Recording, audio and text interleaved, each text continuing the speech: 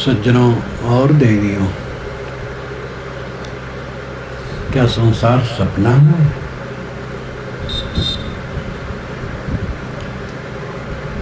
जैसे सपना होता है वैसे सपना नहीं। सपना जागृत सापेक्ष है।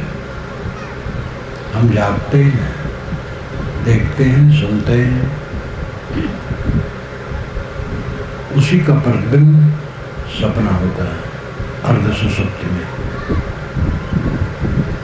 लेकिन ये संसार पदार्थात्मक है,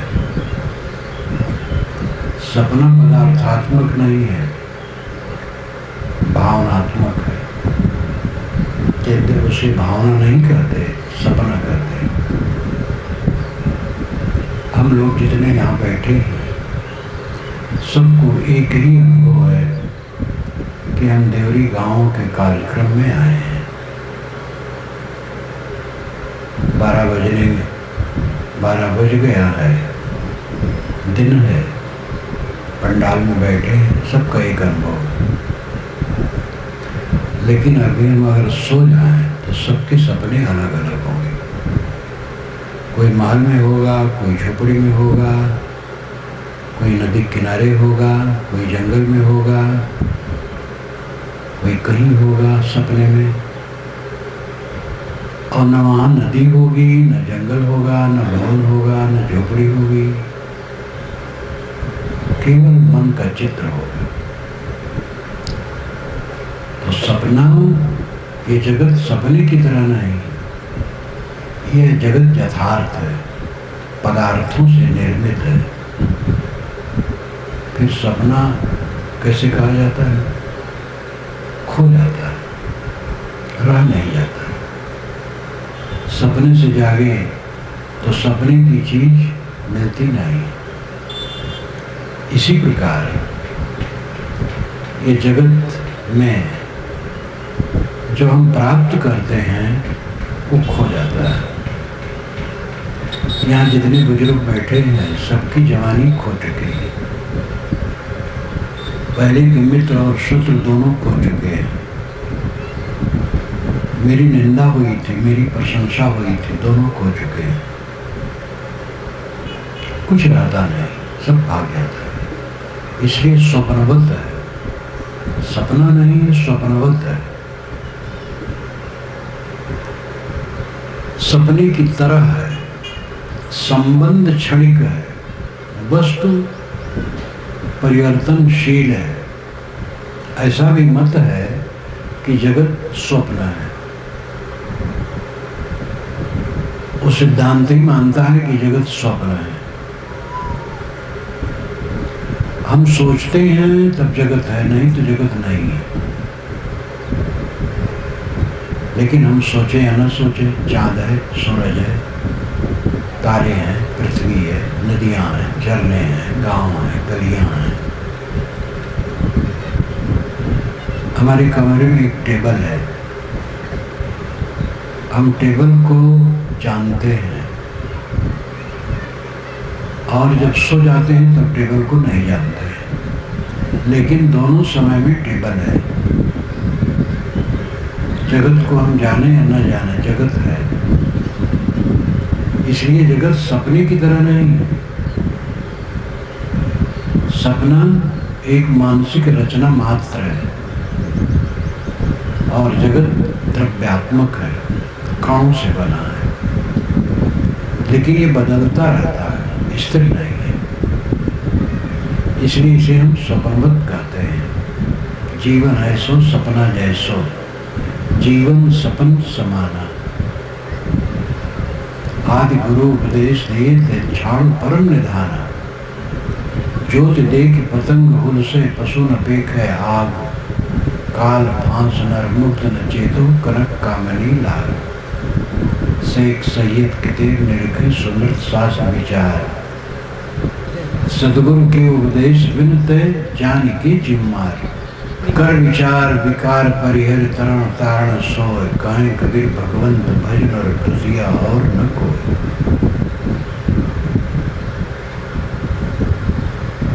तो जीवन ऐसा है जैसे सपना, जीवन ऐसो सपना जैसो, जीवन सपन समाना, जोड़ लेके कहते। आदि गुरु उपदेश दियो तो जान परम निधाना, शब्द गुरु उपदेश दिए तो जान परम निधाना। गुरु ने शब्द का उपदेश दिया, निर्णय ज्ञान का उपदेश दिया। तू परम निधान है कि माया मोह को छोड़। हिंदू मुसलमान दोनों बिना जाने समझे धर्म के नाम पर जीव वध करते हैं, ये ठीक नहीं। जोत देख करके पतंगे उसमें कूदना चाहते हैं, कूदते हैं, जम मरते हैं। इसी प्रकार दुनिया के लोग दुनिया की चमक दमक में उलझ उलझ कर मरते हैं। इसलिए विचार करो, विकारों का परित्याग करो। जो विचार करे और विकारों का परित्याग करे वही तरण है, वही तारण है और वही भगवान है। जो स्वयं साधना करके अपना उद्धार करता और दूसरे को प्रेरणा देता वही भगवान है। उसी की शरण में जाओ। पवित्र आत्मा ही भगवान है, उनकी शरण पकड़ो। मोह माया में चिपक कर आदमी दुखी होता है और गलत काम करता है। अहंकार में पढ़ करके सोच नहीं पाता क्या करना चाहिए। वो समझता है सब पर कब्जा करना है, सबको अपने अधिकार में ले लेना है। ये दुनिया आध्यात्मिक है,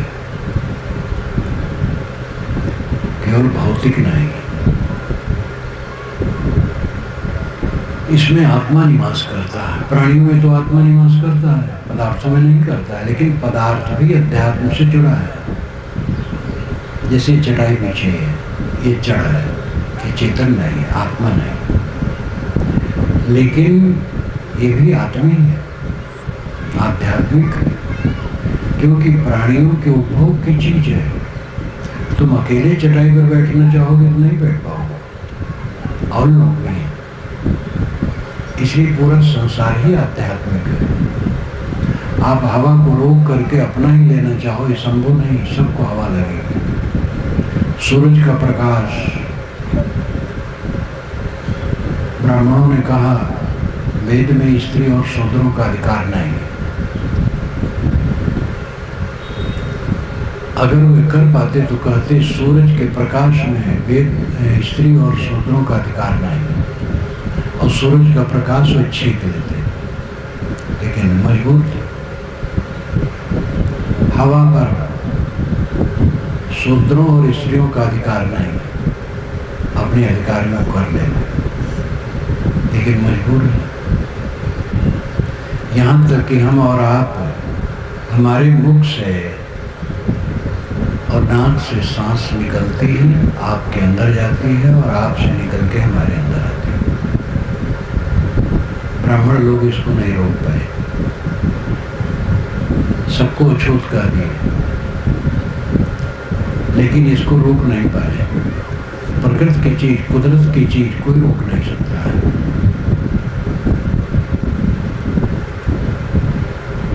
जगत आध्यात्मिक है, इसमें समझौता करके सुखी रह सकते हो। ध्यान दो, आपका लड़का है, अब आप है, लड़का लड़की की उम्र कम है,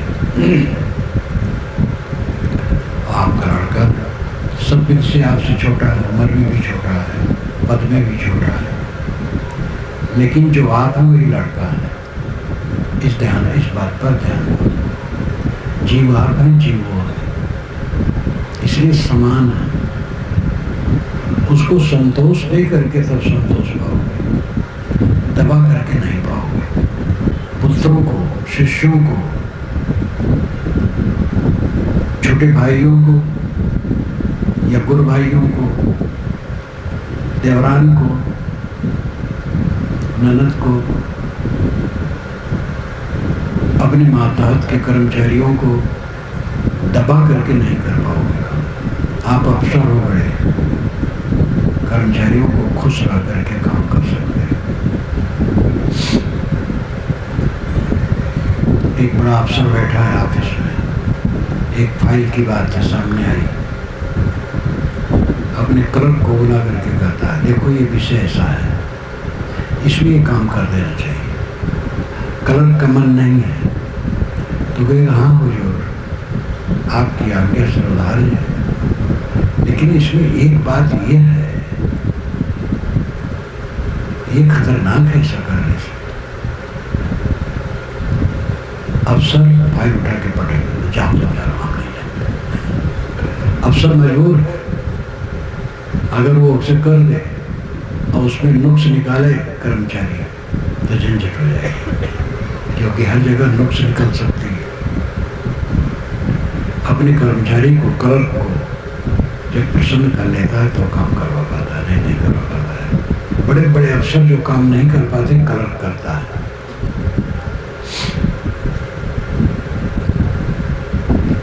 इसलिए यहाँ बड़ा छोटा व्यवहार है और उसकी मर्यादा है, उसका पालन होना चाहिए। ज़्यादा जिम्मेदारी बड़े लोगों की है, वो छोटों को छोटा न माने, अपने बराबर माने और उनको प्रसन्न रखने की चेष्टा करें। आप घर के मालिक हैं तो गर्मा करके घर नहीं चला सकते, नरमा के चला सकते।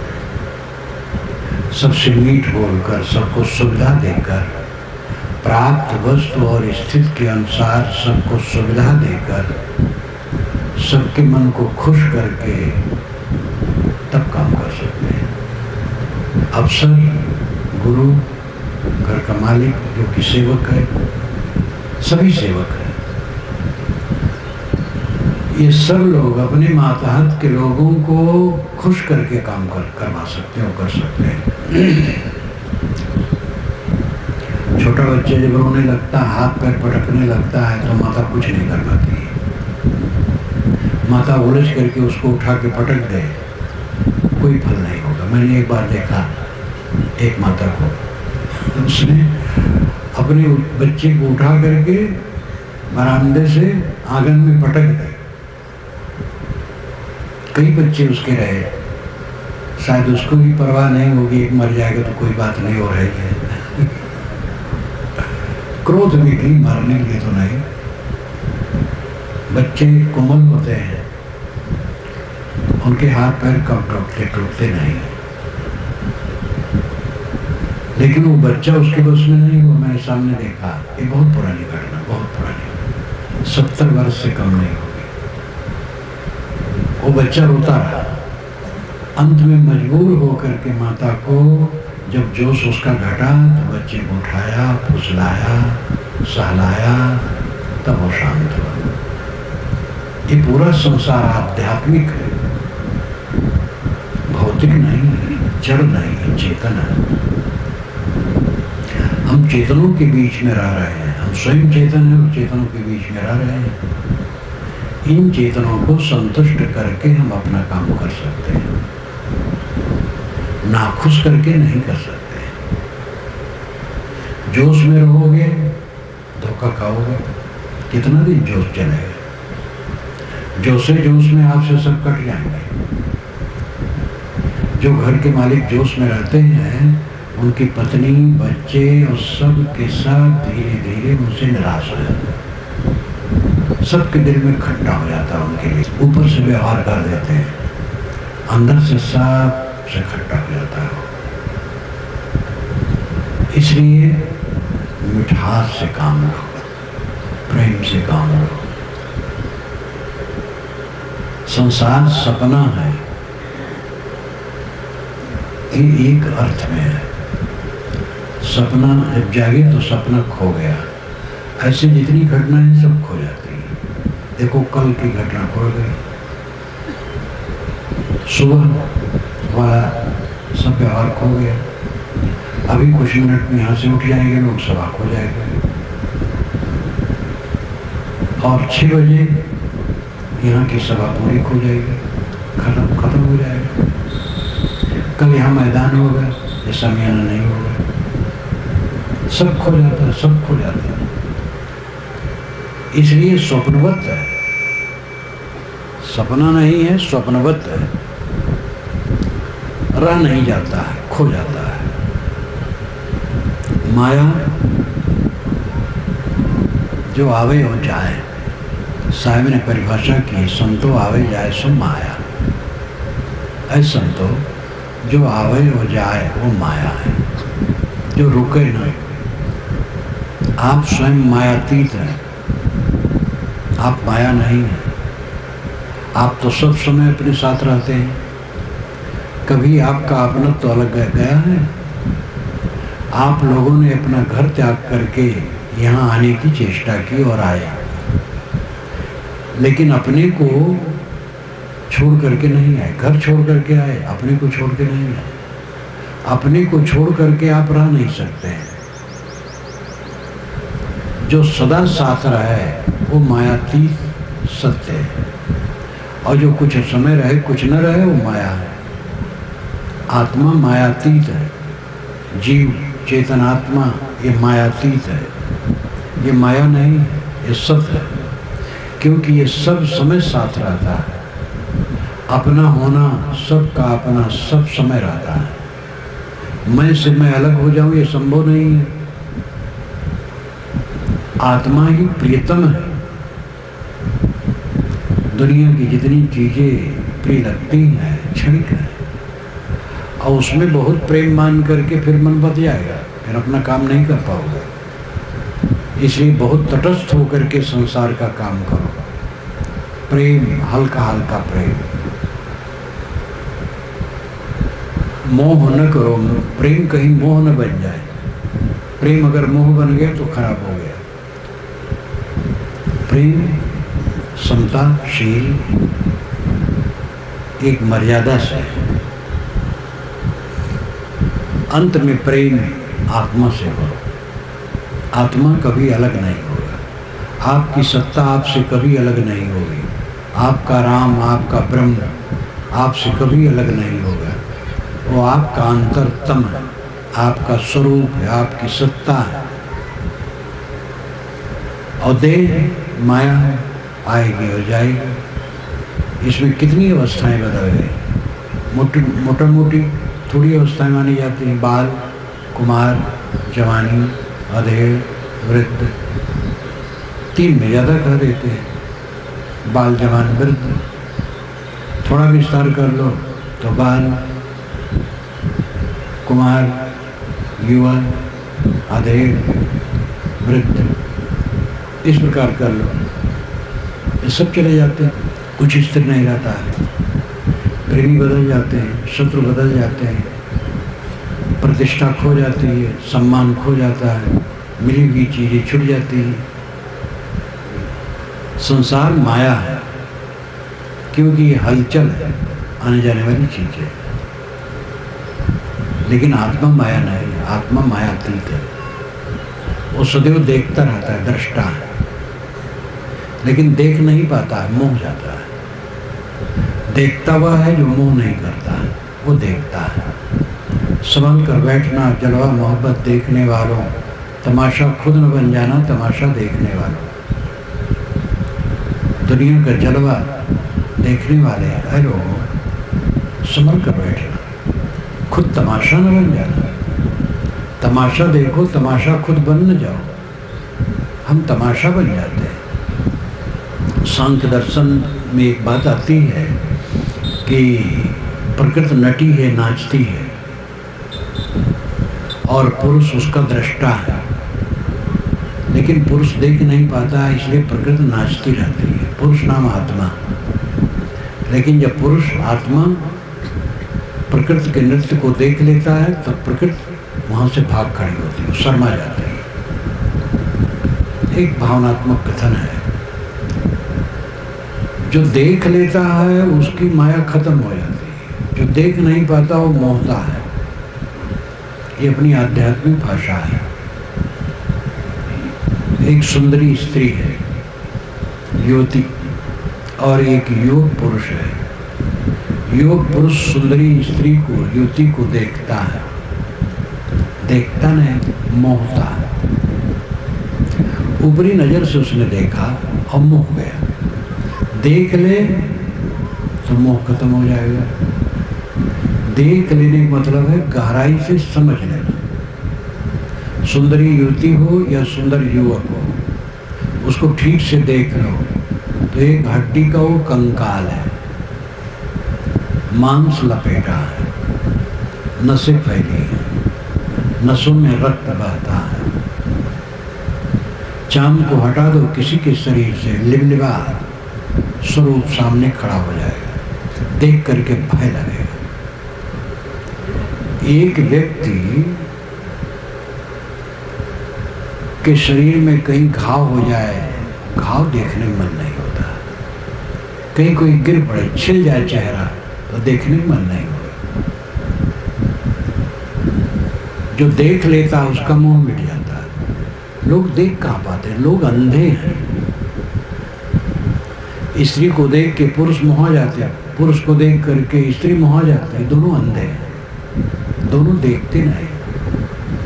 देख लेंगे तो घृणा हो जाएगा। ये टट्टी पेशाब की पोटली क्या धरा।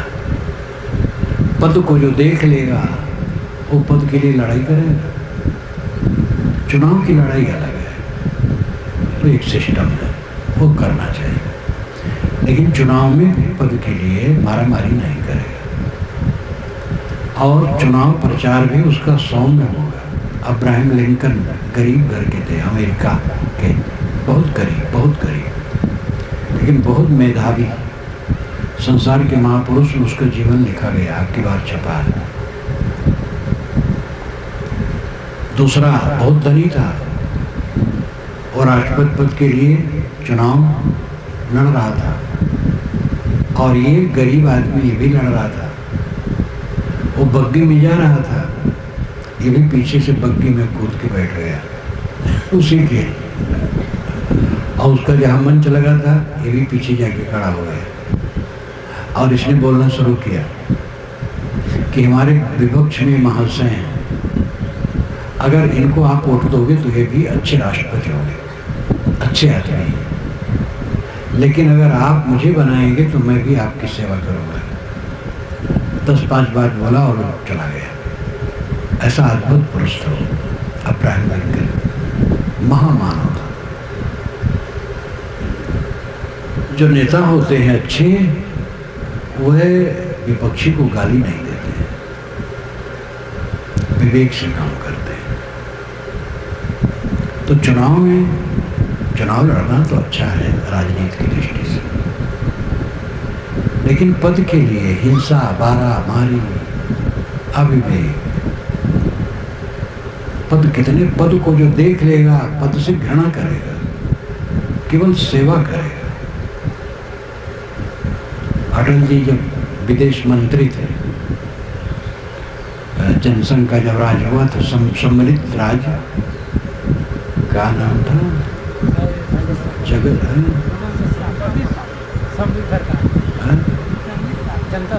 जनता सरकार, जनता दल सरकार, तो उसमें विदेश मंत्री थे। अब विदेश मंत्री का अपना रुतबा होता है।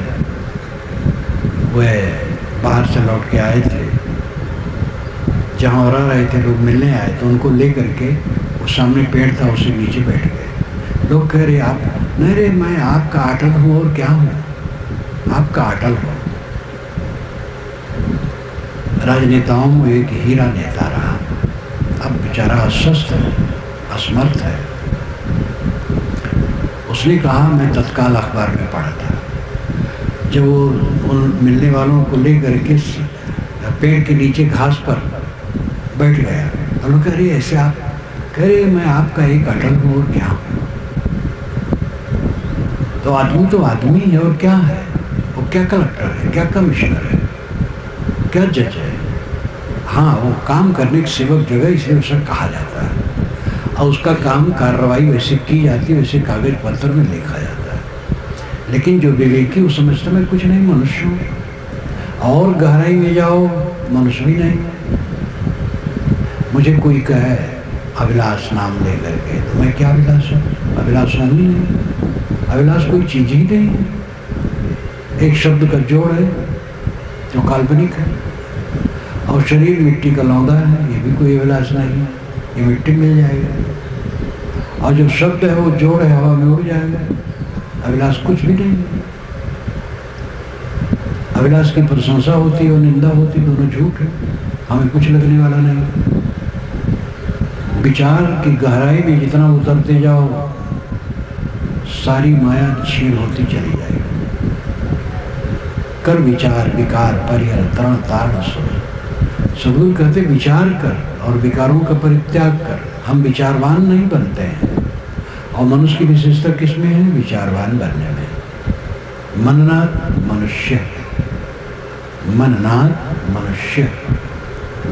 मनन करने के कारण, मननाथ मनन करने के कारण मनुष्य या मनुष्य कहलाता है। मनन का मतलब विचार, विवेक। मनुष्य का आकार मिल गया, विचार करते ही नहीं। तंबाकू हाथ में रगड़े फांक दे, कौन विचार है? जो नुकसान करता है, पैसा फूंकते हो, कौन विचार है? गुड़खू गुटक रहे हैं, गुड़खू रगड़ रहे हैं, गुटखा गुटक रहे हैं, शराब पी रहे हैं, लड़ाई झगड़ा कर रहे हैं, मारकूट कर रहे हैं, बेमारी बदमाशी कर रहे हैं, भाई को ठग रहे हैं, भतीजे का हक मार रहे हैं। क्या विचार है? कब तक रहो? कब तक यहाँ रहना? अचानक यहाँ से चल देना होगा। विचारहीन आदमी पदे पदे कष्ट पाता है। सुखी बार आता है जिसके पास विचार है, विवेक है। विचार कर देखो, विचार कर सुनो, विचार कर खाओ, विचार कर पियो, विचार कर चलो, विचार कर संबंध जोड़ो, विचार कर संबंध तोड़ो। संबंध ऐसा करो तोड़ना न पड़े। जब जहां विशेष अहित कर रहे तब तोड़ना हो, नहीं तो संबंध जोड़ा जाए वो तोड़ा ना जाए, निभाया जाए।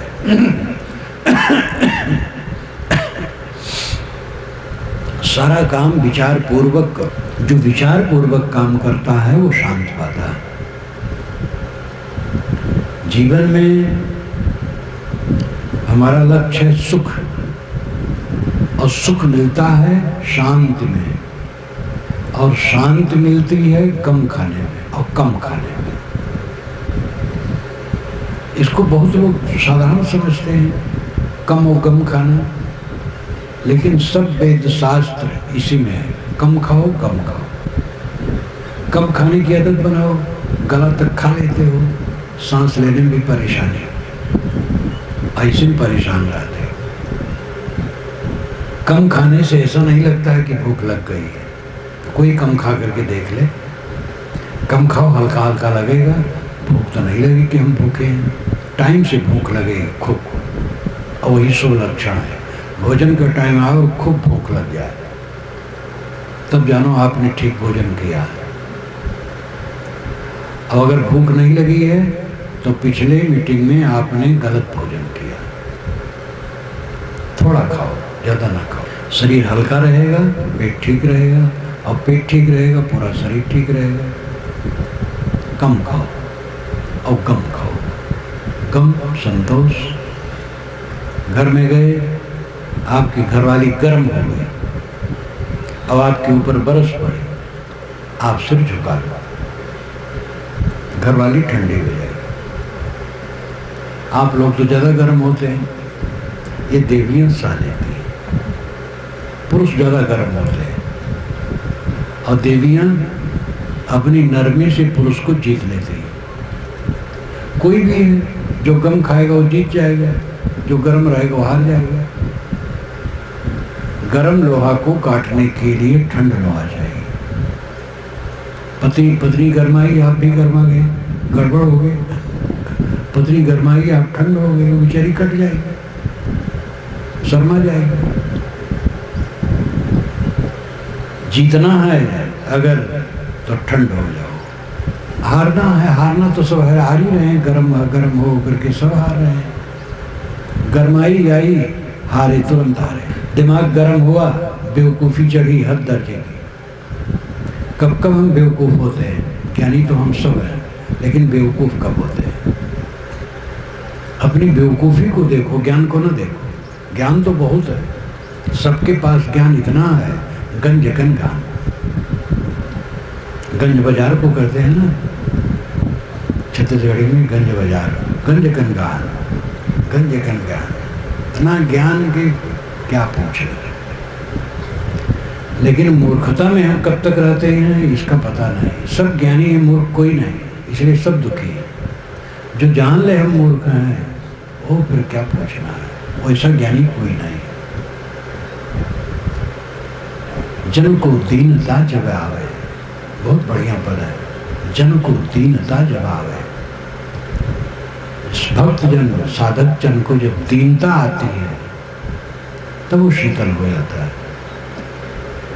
अहंकारी आदमी उस सांप की तरह है जो चारों तरफ से आग से घिर करके, क्रोध में फनफना करके, ऐंठ ऐंठ करके जल के मरता है। अहंकारी आदमी की दशा ये होती है, उसको सूझ नहीं होती है और अपने अहंकार में वो ऐंठ ऐंठ करके जल के मर जाता है। जितनी अहंकार की मात्रा होगी उतना हम पतित होंगे। तरबे को है दीनता, डूबन को अभिमान। तरने के लिए रास्ता क्या है? दीनता, विनम्रता। डूबने के लिए क्या है? अभिमान।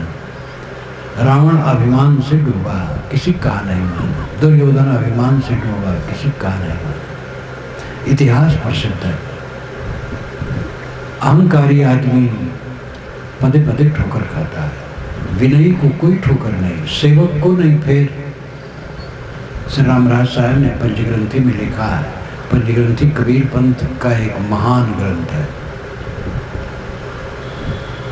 उसमें उन्होंने लिखा सेवक को नहीं, फिर सेवक को कोई चक्कर नहीं। जो सेवा भाव में है, विनम्र है, उसको कोई चक्कर नहीं। मालिक बनने में चक्कर है, मालिक बने बस गरमाए, सेवक बने शीतल रहे। इसलिए घर के मालिक सब कान उठ खोल करके समझ लें, आप घर के मालिक नहीं, घर के सेवक हैं। सबके साथ विनम्र हो करके सेवा करो तो सुखी रहोगे, मालिक बनोगे गरमाओगे और दुखी रहोगे। गरमाहट हमारी निकल जाए बस शीतल, वही मोक्ष है। देहाभिमान का अंत अंतिम मोक्ष का स्वरूप है। देहाभिमान मर गया, मन मर गया, बस मोक्ष हो गया। जगत सपना तो नहीं है, जगत पदार्थों का एक प्रवाह है। यहाँ पर चांद, सितारे, पृथ्वी, ग्रह, नक्षत्र, पर्वत, झरने, नदियाँ, वन, मनुष्य, अनेक प्राणी, ये सब सपने नहीं हैं, ये सब पदार्थ है, लेकिन परिवर्तनशील है। इनसे मिल करके बिछुड़ जाना होता है। कुछ हमारे साथ रह नहीं जाता है, इसलिए स्वप्नवत है। ऐसा समझ करके माया मोह का त्याग करो और अपनी अंतरात्मा में लौटो। अपनी अंतरात्मा को समझो, आपका अंतरात्मा परमात्मा है। परमात्मा भीतर बैठा है आत्मा के रूप में, उसमें शांति मिलेगी।